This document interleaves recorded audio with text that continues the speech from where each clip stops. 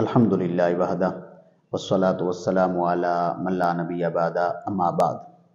رمضان المبارک کی آمد ہے۔ میری اور آپ کی خوش قسمتی ہے کہ اللہ تعالی ہمیں رمضان المبارک نصیب فرمائے گا۔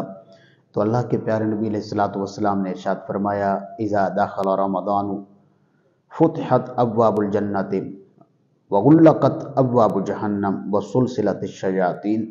اللہ کے پیارے نبی علیہ السلام نے فرمایا، جب رمضان المبارک آتا ہے تو اللہ تعالی جنت کے تمام دروازوں کو کھول دیتا ہے اور جہنم کے تمام دروازوں کو بند کر دیتا ہے، اور فرمایا شیاطین کو زنجیروں میں جکڑ دیا جاتا ہے۔